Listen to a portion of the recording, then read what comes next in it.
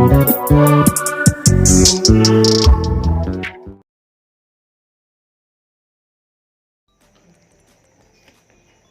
समाजवादी साथियों को नमस्कार, बहुजन साथियों को जय भीम। मित्रों, जिस देश में नीरवंश नपुंसक लोगों के हाथ में सत्ता का शासन लग जाए, दूसरे के औलादों का दर्द उनको समझ में नहीं आता है। जो आप वर्तमान सरकार में देख रहे होंगे, चाहे वो प्रदेश सरकार की हो, चाहे वो केंद्र सरकार की, दूसरों की औलाद को भी हिटलरशाही कानून बनाकर बेमौत मरने पर मजबूर कर दिया जा रहा है। वर्तमान की केंद्र सरकार लगातार कई ऐसे कानून बनाए हैं जिससे नौजवान, मजदूर और किसान, गरीब तबके के लोगों के लगातार विरोध के बाद भी सरकार हिटलरशाही रवैया को अपनाए हुए है, जिसके कारण लोग बेबस होकर मौत को गले लगाने पर मजबूर हो गए हैं। जिसका जीता जागता उदाहरण के रूप में इस वीडियो में आपको मैं बता रहा हूं। उसी में से एक ऐसा कानून भी है, रेल अप्रेंटिस छात्रों के लिए सारकार ने काला कानून बना रखा है। एक गरीब तबके का छात्र किसी तरीके से 2 साल ITI करते हैं, फिर अपने उज्जवल भविष्य के लिए 2 साल रेलवे में प्रशिक्षण लेते हैं। प्रशिक्षण लेने के बाद रेल अधिकारी के द्वारा अपने निगरानी में फाइनल एग्जाम लेते हैं और छात्र पास करने के बाद उसे कुशल कारीगर का प्रमाण पत्र श्रम मंत्रालय के द्वारा दी जाती है। पूर्व की सरकार पहले इस प्रमाण पत्र के द्वारा अव्वल छात्र होने पर सीनियरिटी लिस्ट के द्वारा रेलवे में नियुक्ति करते थे। वहीं वर्तमान सरकार छात्रों पर गलत कानून बनाकर उसे रोजगार देने की जगह RRC में 20% का कोटा दिया गया है, जिससे कि छात्र रोजगार से वंचित हो गए, क्योंकि छात्र का जीवन मात्र 35 साल रोजगार के लिए रहता है, इसको आप जानते होंगे। और छात्र अपने जीवन में इस प्रमाण पत्र के लिए 30 साल पार कर चुके होते हैं। आने वाले दिन वैकेंसी में सरकार का कोई ठिकाना नहीं रहता, जैसे कि आप देख सकते हैं। एक ग्रुप डी, ग्रुप सी की वैकेंसी है, 8 साल में सरकार क्लियर नहीं करा पाई।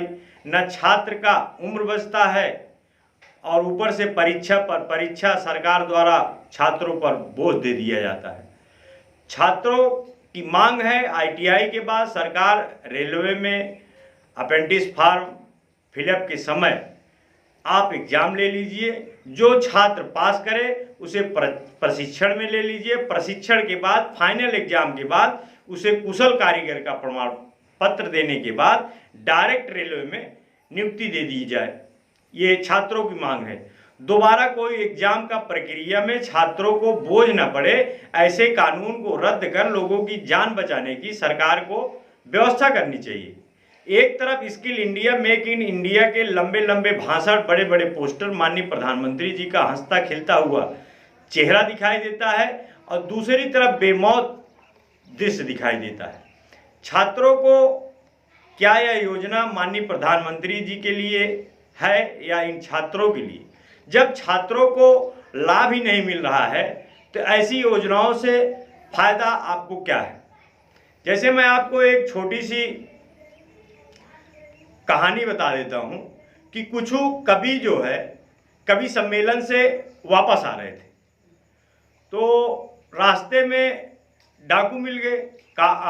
कवि उनको जो है मिला नहीं था कुछ, तो डाकुओं ने सोचा कि इनको लूटें क्या, जब इनको कुछ मिला ही नहीं है। उसके बाद डाकुओं ने अपने पास से उनको सोना चांदी जेवरात सब दे दिए। देने के बाद आगे चल के उनको लूट लिया। तो कभी लोग बड़े आश्चर्य में पड़े कि इन्होंने ही दिया और यही लूट लिए। तो डाकुओं ने कहा कि जो हमने आपको सोना दिया, चांदी दिया, जेवरात दिया, वो हमारा फर्ज था।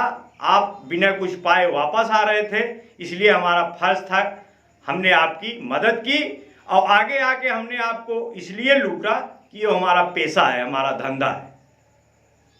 तो वर्तमान सरकारें, चाहे वो केंद्र सरकार की रही हों चाहे प्रदेश सरकार की, इसी तरह अपनी योजनाएं लागू कर रहे हैं कि इधर से 2 किलो चावल दे रहे हैं, उधर से पूरा अनाज आपका अंबानी और अडानी के गोडाउन में चला जा रहा है। तो मित्रों, अभी भी बहुजन साथियों से, समाजवादी साथियों से निवेदन है कि वीडियो को ज़्यादा से ज़्यादा लोगों तक शेयर करें और हमारी बात को हमारे समाज के ओबीसी, एससी, एसटी के लोगों तक पहुंचाएं, जिससे उनकी जो कान बंद पड़े हैं, आंख मुदी पड़ी है, जिससे खुल जाए।